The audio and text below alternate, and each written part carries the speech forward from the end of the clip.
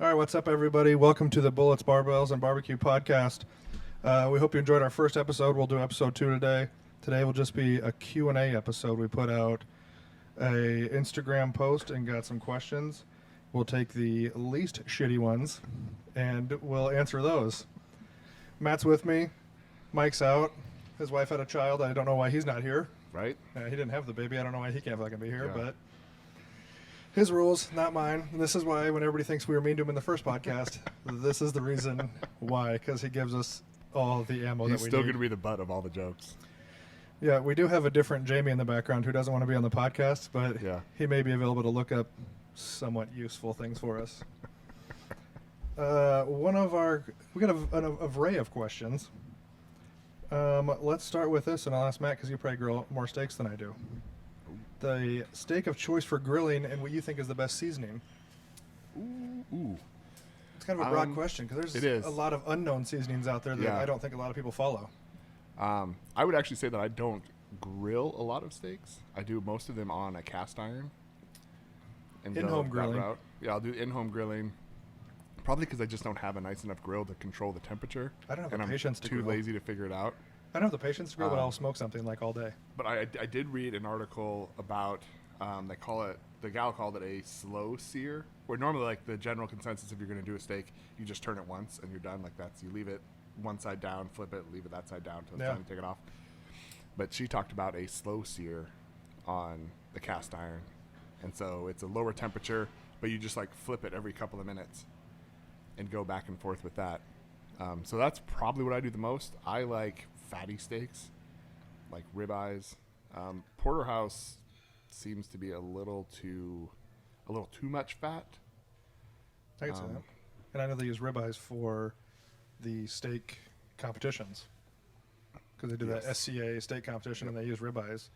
Yep. And I've done the ribeye the Cosmo way where he gets his grill like astronomically hot and then does minute and a half, turn it 45, minute and a half, flip it, minute and a Yeah. half, turn it, and it's done. Yeah, I think the way that one of the ways I really enjoy like non-fatty steaks. So if you go with like a well-trimmed strip or some of those like just lower cuts of meat that are still technically steaks, is the sous vide.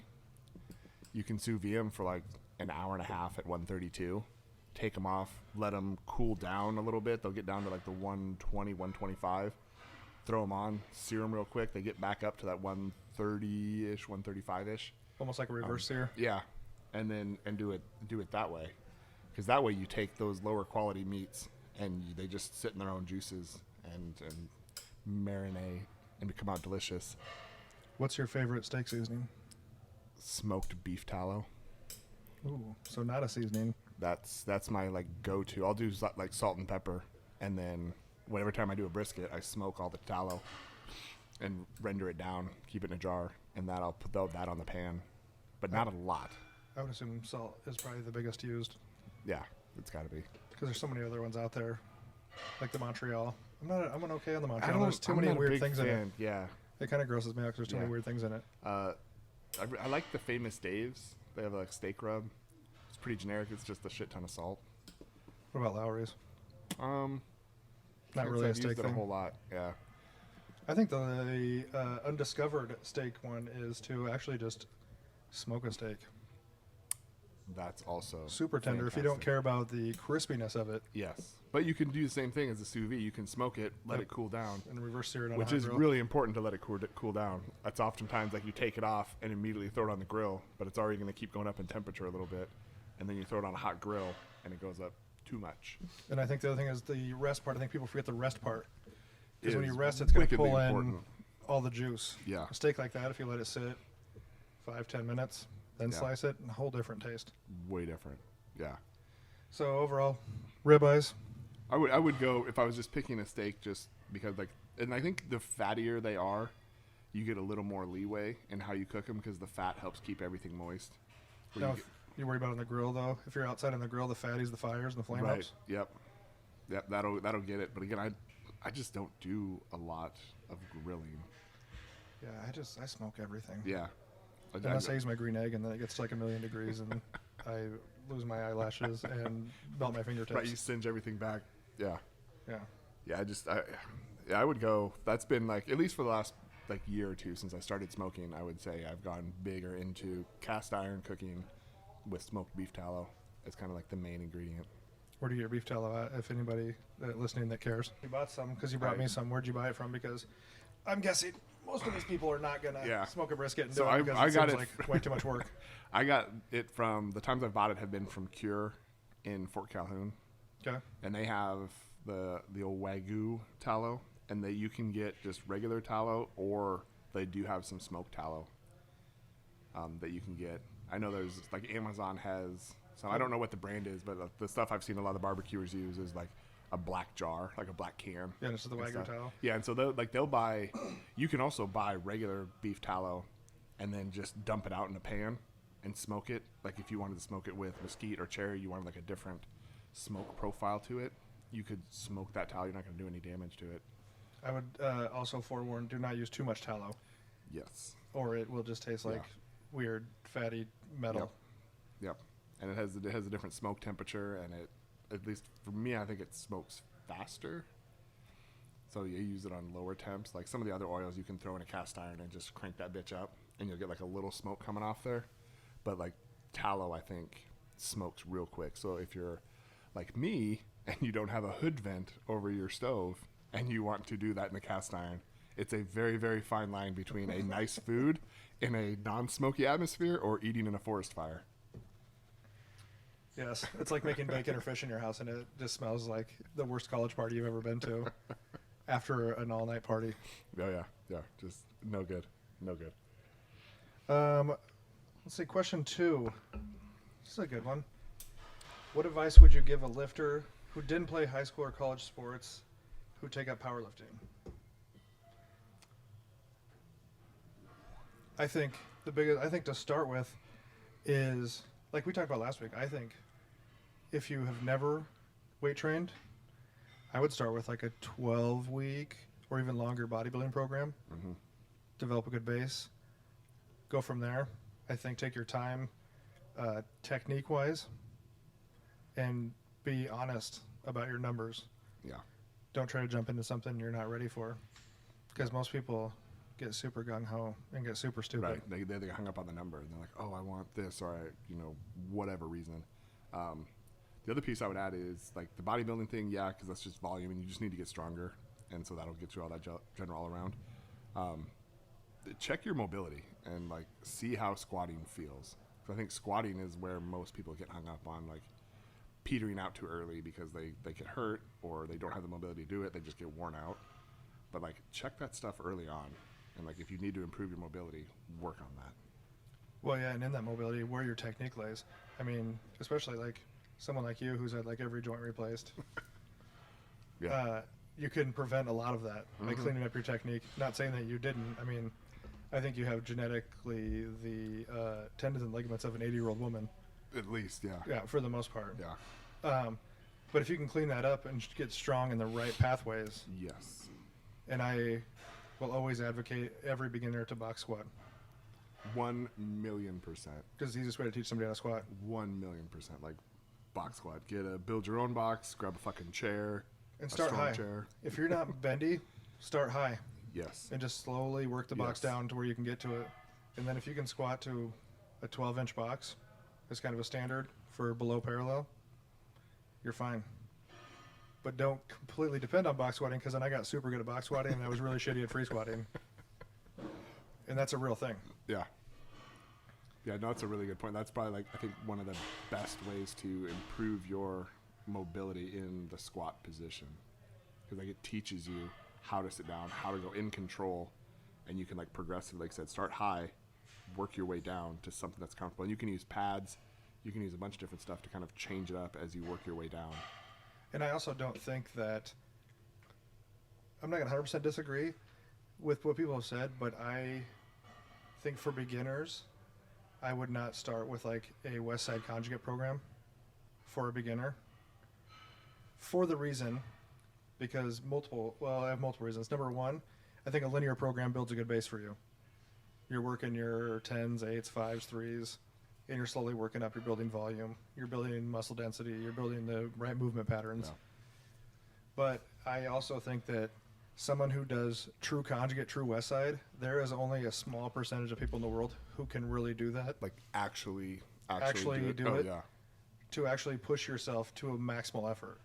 If you Yes. haven't almost blacked out squatting, you have never pushed yourself to maximal effort. Right. It's kind of like an RPE. I think RPE is an out for people. I don't like RPE. I don't like RPE. I'll go on record saying I don't like RPE. I think it's fucking stupid. You're dealing with percentages. Yeah. An RPE of 9. Oh, so it was 90%. Just fucking say what it was. Right. And you cop out, oh, that's an RPE of 9 today. Yeah. I think there's like a slight benefit to it, but it is too easy to cop out. That's why I think there's also a small percentage of people who can actually do that.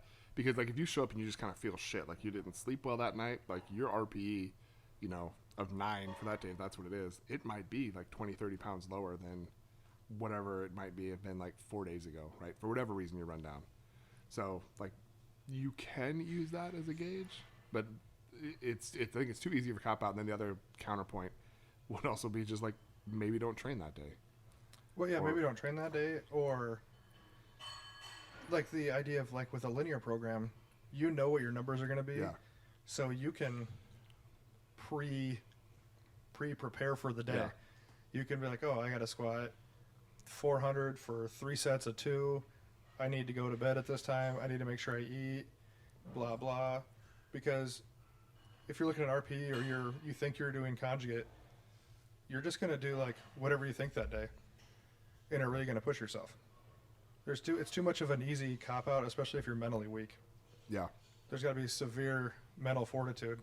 How long did you train before you like seriously started conjugate? Well, I mean, I started doing I started doing like bodybuilding stuff in like high Yeah. school, and then I took a few years off of everything, and then I started probably in 2001, started training again, and I just did like a 4 weeks of sets of 10 and 4 weeks of sets of 4, and I just Yeah. like made that shit up, and I lifted in my basement on like a shitty Gold's gym Yeah. bench. But that wasn't conjugate. That was like a No, but somewhat linear. That's where I kind of started building that, and then I didn't start doing conjugate until probably 2005, Yeah. and I started doing it at 24 Hour Fitness. So that sucked. I did that too. Like bring your own bands in, trying to do shit. Bring chains in. Everybody looks at you like you're some kind of mongoloid in there. But also with hex Yeah. plates, it made it terrible. But we started training conjugate there, Yeah. and it worked well. But I don't think I had the same mentality even then. No. But I also didn't have any fear then. You gotta get hurt first. Yeah. That'll get you some fear. I had no fear until later on, as I became elder. Yeah. And But I mean, so that'd then- be what 3-4 years like of consistent training before you really jumped in to conjugate doing some. Yeah, I benched like 315 linear. with no setup. I didn't know what that was. Right. And I remember my friend or it was 300. My friend lifted off for me, and he was like, "That's awesome. What are you gonna do now?" I go, "Just quit." I was like, "That's my only goal." I said, "If I just quit," I was like, "You dummy! I'm gonna try to fucking go up." But yeah, with no technique, and then even starting conjugate, like I watched a lot of videos, and I remember when me and my buddy started training it, and because the big thing with Westside, you're gonna box squat, you're gonna sit back, load your hamstrings Yeah. up. And we would be training clients, and we would go to sit down, and it would look like we were fucking squatting everywhere we fucking sat down, because you would just sit back, and it was Like you're getting ready to ridiculous. take a shit every time you Oh, sit down. Yeah. The only thing that was holding me back on my width was my fucking underwear, and when I'm trying to shit. But that's I mean, we would do it all the time. Everything we would do would practice it. Yeah. And then we started doing like the speed work and stuff like that. But it was hard to use a lot of bands because we only had dumbbells Right. to Right. work with. And then when we opened our own training studio, then we started getting some more equipment that was more geared for Yeah. that. We built a monolift and stuff like that. Yeah. So it was a good 3 or 4 year stretch of training it Yeah. and then going into a meet with it. But I always struggled to find when I first started doing it, to find out how to peak for it with conjugate. Yes. Because you're always like at 90%, like Right. Louis would say. But you got to kind of wrangle. So I would just go into a meet and be like, I don't know, I'll just pick an opener. Like, I've done this before. This should be fine. We'll just do that. And just like hope for the best. Yeah. But then that's when I tore my pec. Was hoping for the best and tore my pec. But It wasn't like a full tear. I didn't Yeah. I didn't have to have surgery or anything Yeah. with it. But you trained it some. The conjugate was like I had always been. As soon as I started getting kind of interested in lifting, conjugate was always something I thought was awesome because I love the idea of always like max effort. Right? It's so much fun. Like you get to max out all. Everyone likes to fucking max out. Yeah, Right? who doesn't? It's Like the you best want to thing show ever. up. Like there was always those guys at Genesis or 24 Hour, whatever it is. And like every bench day, they would show up, max out on bench, go do some triceps and leave. And I'm like, fuck yeah, that's the routine there. And so I've always been interested in conjugate. I actually started once I realized that I was never going to be jacked, thinking that strongman, which was pretty early on. I think that's most powerlifters. Yeah, I don't want to be like do all the work to be jacked. So bodybuilding sounds like a lot more work because I don't get to eat fucking donuts and all the other shit I want. So I really, when I started, quote, real training, starting 2006. Now I had lifted kind of off and on, but like bro lifting, nothing real serious.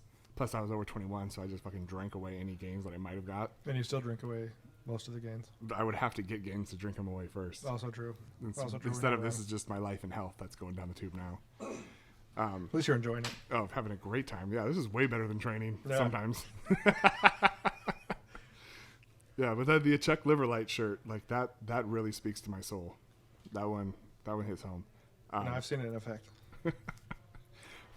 But then, yeah, so when probably 2006-ish really started training, and then got into conjugate probably 2010-ish, 2011, shortly before, probably a year or two before Barbell opened. Okay. And then came here and was like, this is great. I don't have to haul around my own bands and my own chains, and like you've got all the shit here and everyone here is cool with Westside. Fuck, this is great.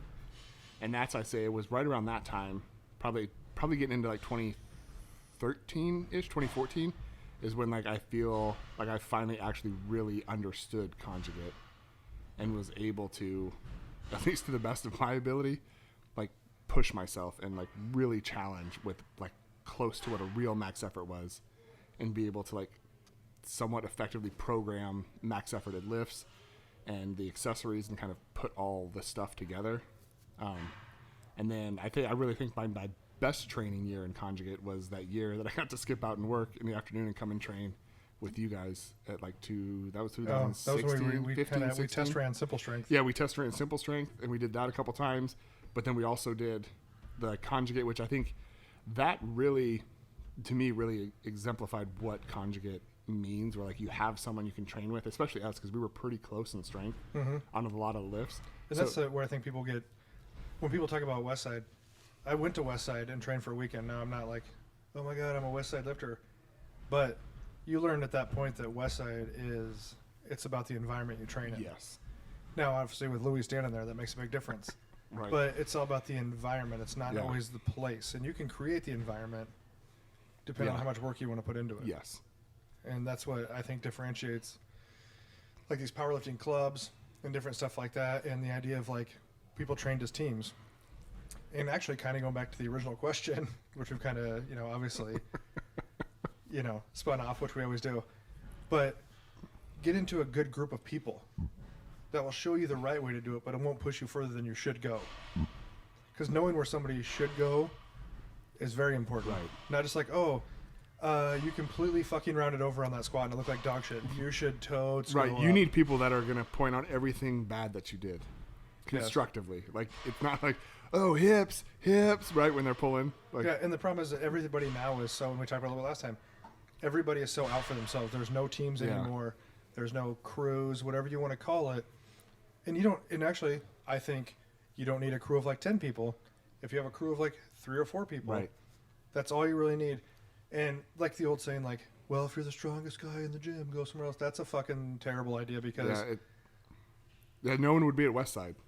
yeah, you're never going to, you know what I mean? And like, but you motivate the other people. Sometimes you do things with your training groups to help other people. Yeah. It's about helping other people. It's not Yes. always about yourself. Now, when you're getting meet prep, if you're to the level where you're the strongest guy in the room, you should be able to be okay not being the strongest guy, knowing that the guys around you are still going to make you better. Yeah. Do you think the guys that Ed trained with were stronger than him? Right. No. Probably not. But he had the same guys he trained Yeah. with, except Kirk Kowalski, who would train with him sometimes. But as Just far as back to Wilkes, Ed was Yeah. still a better lifter than Yeah. Kurt. So I think getting in with people who are knowledgeable. Yeah. And if you really want to get into powerlifting, get to a gym that is a powerlifting gym, Yeah. whatever that may be. A big box gym is not a powerlifting gym. No. And anybody who is a decent person at that gym and sees you powerlifting and has been there for a while will tell you, you should go to gym X, whatever Yeah. it is, and train at that place. Yeah. And that's like, yeah. So like doing some kind of like bodybuilding routines for a while, right? If you've never really trained, never done sports, anything like that, like do some linear 12-week program, right? Learn your body. Yeah, learn your body, like learn how to contract your muscles. Like when I'm doing a row, like what should I feel, right? If I have a high bar or a pull into my belly button, am I doing like, you know, my up lats, my lower lats, like where am I trying to feel that contraction? Work on that, do that, get into some, then you can start doing some like triples, doubles, singles, stuff like that. I think simple strength is actually a really good intro. I mean, it's good for everyone to do like as a powerlifting routine, Yeah, if you but do it especially right. if you've, yeah, don't just make up your own random shit and throw it in there. Yeah. But so like, do some bodybuilding for a while, right? You can go do some meets if you want, but like, just do bodybuilding for like a year. Just show up, have a routine. You know, have like this is my back pull day, this is my bench day. Like, do that shit. Like, get stronger, get used to that. Then you can move into something like simple strength, which will get you into a peak, right? You can run that a couple times, peak, like really feel what it's like to kind of push yourself when you get to those low rep ranges. Find a group to train with, right, and stuff. And the other piece that's at least specific to anyone that wants to travel to Omaha is to come to Omaha Barbell and like just ask questions. Like there are a not unfortunately not as many as there were, but there are still a large number of powerlifting nerds here who just fucking love to talk weights and like will just talk weights and give you years and years of experience that they'll just help you out, right? There's a number of those people here, and it's all free. Like you don't have to do shit except try. Yeah, And, just try, like, put an effort, Get all help kinds out. of information. And like that's always my biggest problem is people ask questions, but then they don't listen anyway. Right? Yeah, those people can fuck right off. Yeah, if you're not gonna do it, if you're not gonna listen, then don't ask the fucking questions Right. because you don't Yeah. really care for the answer. Yeah. And the honest answer is, how'd that look? That looked like fucking trash. That looked Yeah. like you've never lifted in your life before. But back to like even the programs. You know, when I wrote Simple Strength, I was talking to Ed and I said, I put this program together. What do you think? And I've heard him say it in seminars. Do it. Run it for 12 weeks. See what Are happens, you right. out? Fuck around, See what yeah. happens, but run it. Don't change it halfway through. Yeah. And then be like, oh, that program didn't work for me. Because you obviously didn't run the program for what it was for. You can't be 3 weeks in and be like, well, I don't think it's going the direction it should. Like Simple Strength. Anybody who's used that program will do the first couple weeks and be like, this is really light. Yeah. And I tell them, it If is your going to third get week of fives, fuck off. it's going to get progressively more terrible as you Yeah. go. But pick your numbers correctly also. Because with any linear, you're going to figure out what your max is and work backwards from it. Yeah. You have to. Yep. But don't, even I say it in the book, don't pick a number that you did one time on like the best day of your life and say that's your max. If that's what you think your max is, take 10% off of it, use that as your max. Yeah. And go from Yep. there. Because then you'll go into a meet and you'll easily get a max with it. Yep.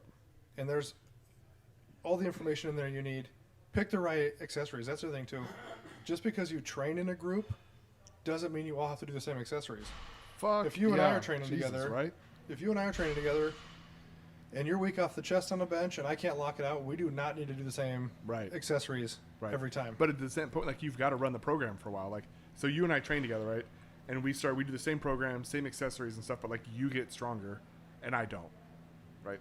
Then they take a step back and be like, huh, why didn't I get stronger? Like what happened? Yeah, For admit me, what- it was because I drank too much. But in other words, like you can do other stuff, right? Yeah, And it's admit like what you're bad at. Right. And we talked about that too Drinking. last time. Actually, Yeah. I'm really good Well, at you're really drinking. good at that, yeah.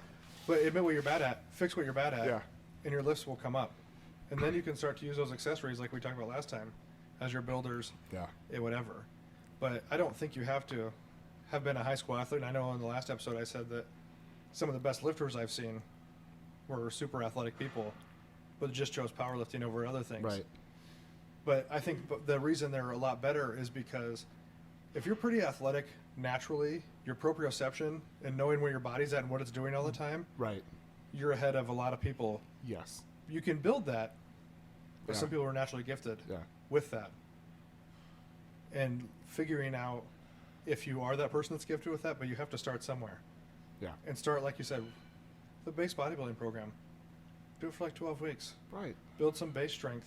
Especially Then- if you're like these younger guys. Like if you're, you know, sophomore, junior, senior in high school, even, you know, 3-4 years, like you're in your early 20s, you, barring like catastrophic injury or bad genetics like myself, you should have a long time to train.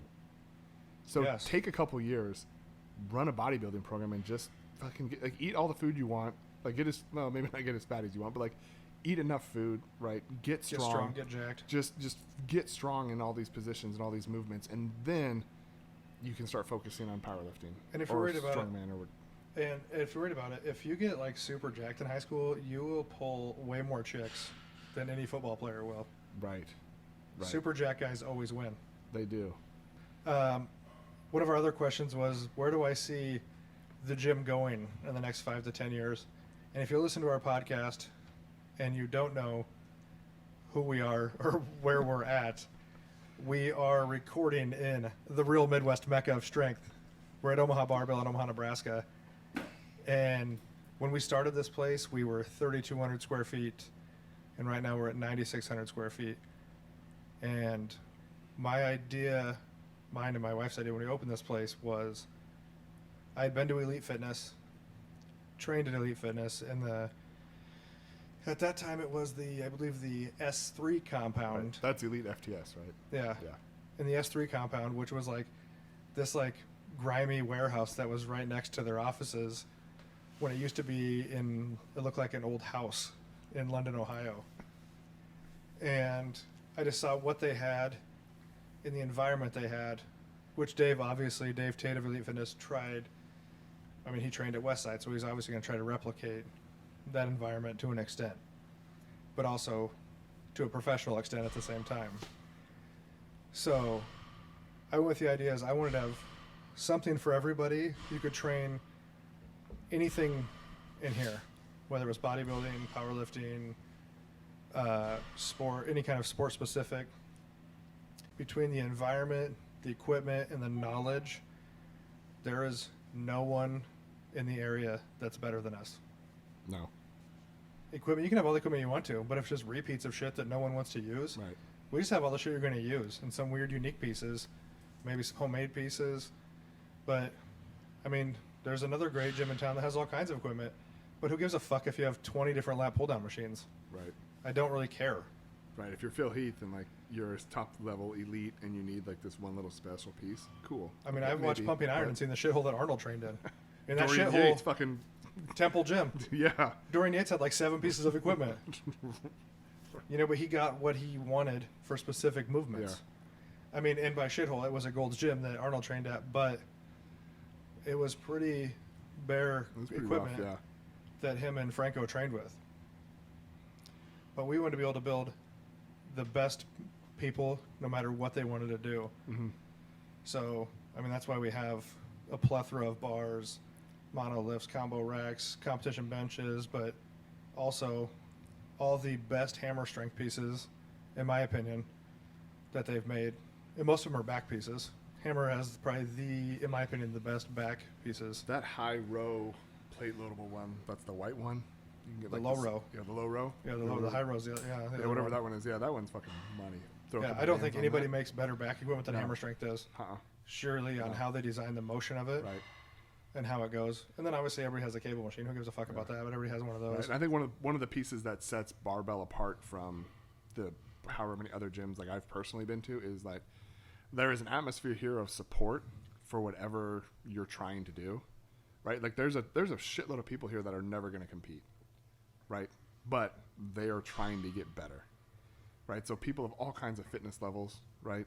You got people that have compete at the national level, and you got some folks that are like, I just want to be a little less fat or look better naked, and they show up. But like everyone's here trying to do something. Like there are very few people who come in and just fuck around and sit on their phone on a piece of equipment, or just shoot the shit and not actually do anything to like get any better. So like you will find that support, and they'll support you. Right? You might have people doing like some CrossFit shit, powerlifting shit, like some Olympic lifting. Like they're all doing their thing, but no one is like ridiculing someone else for doing. I mean, we pick on CrossFit a little bit, like because we're too fat to do it, but but we're still supportive of like everything. Yeah, but in that same aspect, like, it's supportive, but if you want a real answer, you'll get it. Don't. It's one of those things that, you know, everybody wants the truth till they tell you that they think you're an asshole. But that's the thing. Don't ask if you don't want to know what the real answer is, because most people have been around for a while and have been training, and whatever they're doing are going to tell you exactly what they think about your lifting. Yeah. And most of them have been around and seen a lot of it, so they know, they have a good opinion of it. But they're also, at that same time, they'll tell you how to fix it. Yes. And if you're willing to listen, they will continue to help you. Right. No matter who it is, they'll continue to help you over and Right. over. Right. As long as you're willing to try to get better and try to learn. And that's always been the idea of this place is, I mean, our corny slogan at that time when we opened was the perfect fit for everyone. Fit in quotation marks. Ooh. Yeah. I see what you did there. Yeah. Yeah. It's basically It's one like of the best an marketing M&M things line. ever. Yeah. Yeah. But we wanted everybody to be here. Yeah. Didn't matter what you're here for. And I always say, when some shitbag person comes in, I always say, well, they won't be here that long. They'll weed themselves out. Yeah, the gym weeds them out. And same thing if people, you know, oh, you don't have contracts? No, because if, and this is the honest truth, if you don't want to be here, me as the owner, saying this right now, I don't want you here. Everyone is here because they want to train for something. Or they're doing, you know, but they're dedicated, whatever they're doing. But that train for something could just be to look better naked, right? Yeah. But I don't give a fuck what they're making doing. progress, right? You know, even when I train my clients, you know, and I always tell them they're done. Good job. They're like, really? You're here and a lot of people aren't. Right. You're doing better than fucking 90% of people out there. Whoever's on their couch, you're winning. I mean, that's where it starts at. So that's why if you want to be here, you're welcome to be here. And if you don't, I don't care. Yeah, get out. Don't be here. Because everybody here is training for something. And that's kind of the idea of where, in the next 5 to 10 years, where I want to see the gym just, people keep growing. Great athletes coming out of here. They're not even athletes. Whatever you're doing, I want you to be awesome at it. Right. But also, like I said, be okay with the criticism. Yeah. Because there is no one here that's scared to tell somebody that looks terrible. Right. No matter what you're doing. And I suppose that's kind of where, I mean, size-wise, I don't know where we're at and the equipment we have. I don't know how much further. That Amazon building up on North 72nd Street is probably going to go for sale. I think it's Yeah. on 110,000 square feet. So we just have like the 10,000 and have the under 100,000 for go-karts. Putt maybe, batting cages. I would actually like to see the Ed Cohen Classic we host every May grow more and more into more sports. So like maybe if we can add a strongman to it, or I'd like to make it a festival, because I think the legacy of Ed Cohen and what he's done for the sport needs to live way longer than He's he fucking ever the does. best. He's like the best. Ed's a great human being. He's done so much for the sport, but I think it needs to keep growing. Yeah. Thanks, Coach. For what Ed's done for powerlifting, I think Swarm is, spit. and still does for powerlifting, in my personal opinion, is 100-fold to what Arnold did for bodybuilding. Like when Arnold was done with bodybuilding, he was done. Yeah. I mean, he might do some things here and there. Well, I highly doubt that. But whereas like Ed is still doing seminars, you can send Ed a video and he will look at it and tell you if you're shitty or not. Total side comment. If you get the opportunity to go to a seminar with Ed, he is a fucking phenomenal coach. The amount of times that he's given people little fucking cues, and like between the group of people that we've been around here that have powerlifting, like, and all the experience and stuff, we can identify and help and coach and do a lot of the stuff. But like Ed will see this little thing and he's like, hey, like, squeeze tighter with your right hand. I don't know if he's ever said that, but something like minute like that. And all of a sudden it just fixes whatever they had going on. And then everything's good. Yeah, the amount of things that guy has seen and fixed. Yeah. Yeah, if you can, and I'm sure we'll have him out here for another one at some point. But yeah, I think his growing that meat is probably more something I'd like to see grow more. Yeah. Not even necessarily the powerlifting part of it. That meat is great every year. Yeah. We have great. If you haven't done the Ed Cohen meat, you should do it. I don't care that you have probably been unsanctioned, because nobody gives a fuck about sanctions. Nobody. Nobody. You live for yourself. Who gives a fuck? I just heard Dan Bell on a podcast I'm going to go push my world record up at the Pioneer meet. It's unsanctioned. I don't lift for fucking federations. I lift for myself. That's the perfect answer. Right. So if you think, oh, I'm not going to do the Ed Cohen meet because it's not sanctioned, no one cares. Yeah. No one cares about sanctioning. Not only are you lifting in a great meet, great judges, Ed is the head judge. Yeah. And Ed will talk to you before and after the meet if you have questions. And he will talk to you after the meet and tell you what Yeah. you did wrong. Yeah, like after your lift, he'll tell you exactly what you did wrong. Or like when you're getting, if you saw your first squat and you're going up for your second one, he'll give you some cue about like, hey, shift to the right or pick your head up earlier or drive with you. Like he'll tell you what to do. Yeah, he before might tell you, go. during the meet. Yeah, it's He'll like a tell paint you. by numbers, and like you just listen and it happens. Yeah. And so I'd love to see that grow. And actually, we'll have him out here and probably on the podcast the week of the meet. Probably be up the following week, but he'll be on, and I'm sure that'll be super entertaining. Oh, yeah, So that's my 5 to 10 year plan, is Yeah. to grow that. Maybe this podcast will still be around then. yeah. I don't know. I mean, hopefully my liver is still hanging in there. Yeah, I mean, he just opened another beer. Obviously, everybody heard that. So yeah, that's probably where I would like to see it go from there. What do we got? We got one more question. Our other question was, what is the best caliber for a handgun / for self-defense? Well, first of all, I would learn how to use said handgun. Would be my number one. Right. Because if you have all the calibers in the world and you can't hit the fucking broadside of a barn, it doesn't really matter Yeah. what caliber you have in your gun. Yeah. And are you willing to shoot someone in self-defense? It's a very extreme question. A yeah. lot of people, I don't know if they can answer that question. Yeah. I mean, being around like dead people. Like, I haven't been around any dead people that I've murdered yet, but I've been around some dead folks. As a paramedic, Yes. okay, just so people know. Yeah. Yeah, he just doesn't hang around dead people like some kind of fucking necrophiliac. Just fucking listen to the radio. fucking just necrophiliac man over here. Yeah. But like you see dead people and it's different. So to like and like fresh dead people is very different. Like when they're still warm, or like you see the lights go out, like that's different than like seeing grandma in the casket. Yeah, that was like weird anyway. Yeah, they're like powdered up and painted and like they almost look like they're smirking. I remember the first time when the first funeral I ever went to was my grandpa's funeral, and I like touched his head. I was like, that's weird. I just walked up and like poked him in the head. I was like, super weird. One of the first like freshly dead bodies I went to, like the crew I was with, they knew them, and so they were kind of like, I don't know, but we didn't have a paramedic, so we couldn't like officially pronounce them.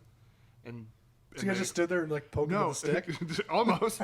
They go, hey, put a glove on and go poke his eye. It's like, what? Like he's warm. What's poking his eye have to And do they with like anything? poke his eye. If like even if they're unresponsive but still alive, like the eye will twitch and react. And so I'm like, hey, I don't remember his name. I'm like, hey Tom, I'm gonna poke you in the eye. I'm sorry if you're still. I was like, boop, nope, dead. He is dead. Yeah, Right? That's yucky. Yeah.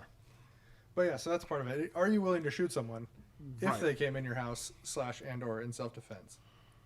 But yeah, I mean, it depends on what you read. I mean, some people think a 22 in your house that anybody can handle do the work. I've also read like a real hot like 380 hollow point will do just what you need, and it's a nice small round. Like I've always thought like just whatever allows me to put the most rounds on target is probably my best bet. Like even if I hit you with 15 38s or like 145, right? Those are 380s. Like if I hit you with those 380s, but I hit you with like 13 15 of them, that's probably way better than just 145. Well, yeah, and most guns, if you're shooting a 45, you have very few rounds in the magazine. I have 15 On what? on my CZ. It's got a bump on the bottom of the magazine. Oh, nice. Yeah. And that's your home defense Actually gun? 16, 15 plus 1. That's your home defense gun? Yeah. I mean, I Plus, just like if anything the, else happens, I could just beat someone with it because it's fucking heavy. I also like the idea of just having the old 870. If someone's in your house and you cycle an 870 shotgun, they're probably going to I don't- leave because that sound is familiar to I don't everyone. know. I've heard that, but I think that kind of goes with like people thinking that their dogs will do stuff and like people react to like dog barking and stuff. No, I mean, if you cycle and they don't leave, obviously you're going to shoot them with it. Hopefully. And yeah, if you get shot with an 870, you're gonna want to. But I leave. did. So I always thought like more rounds would be better and go with something you could pick your automatic striker fire, hammer fire, whatever it is.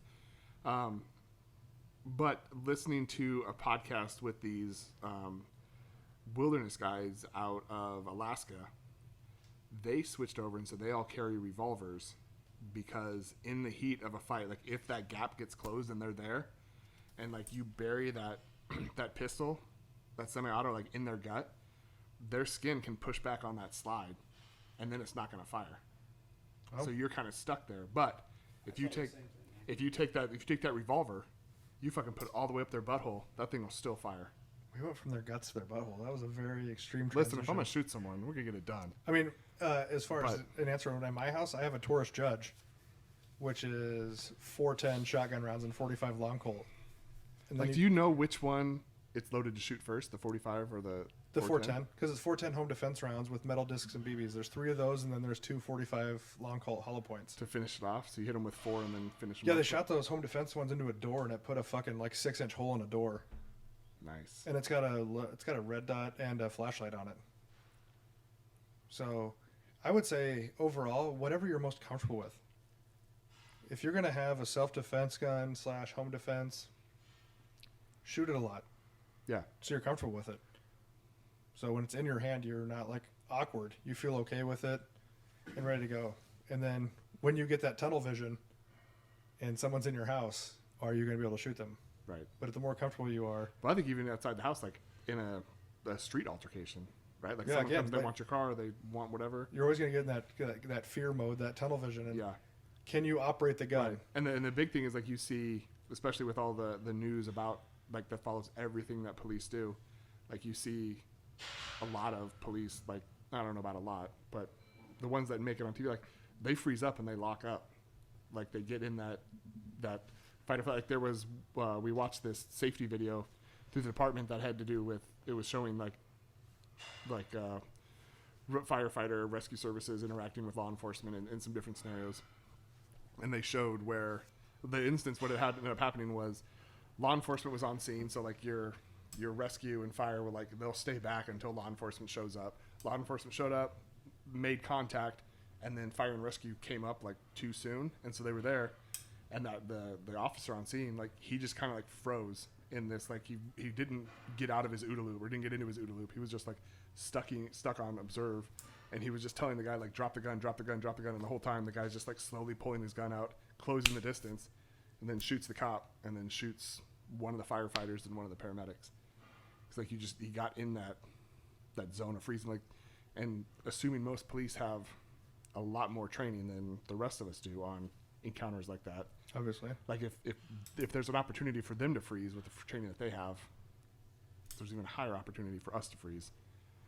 You know, when I took my concealed carry class, the guy that taught mine was like a former detective with the police department, and he said, you know, his thing was he would say, don't have your gun right on your nightstand. He's like, have it in the drawer, so you have to be a little more cognitive when you grab it. It takes a little more thought, and you're going to wake up a little bit more before you go and do something, because you can't just like grab your gun and start swinging around, especially if you have kids. What if your kid, you know, whatever, obviously, but. Yeah, I would say the best message to that is I don't think there's any right or wrong caliber. Me personally, I would probably say don't use any kind of rifle rounds because it's not about the person you're shooting. It's about the neighbor's house that you might What's go on the through other side, into the right? neighbor's house. But you get yourself a nice solid hollow point and a gun you're super comfortable shooting with and or a shotgun. I think you're fine as far as home defense, self-defense, a good hollow point. If you want to get something really compact, make sure it fits in your hand. I have bigger hands, so like some of these super small guns are not very comfortable in my hand. You don't have the control on the gun that you want. So you can go out to Cabela's or Bass Pro or Shields, and you can molest all the guns you want to. Right. And you go to the gun ranges, most of them have a wide variety. If they don't have the exact gun, they have something that's pretty fucking close. Yeah, or one of your prepper friends probably has a whole bunch of guns. Right. You can molest all those guns Yeah. and shoot them and just get repetition. Yeah. Dude, here's the thing, getting proficient with anything is no different than training. Right. Training in the gym. It's repetition, repetition, repetition. If you want to get better and more comfortable with it, work with it over and over again. Other than that, but that's like 4 whole questions we did there, wasn't it? Yeah. That's a pretty solid day. Thanks everybody for listening. We appreciate it.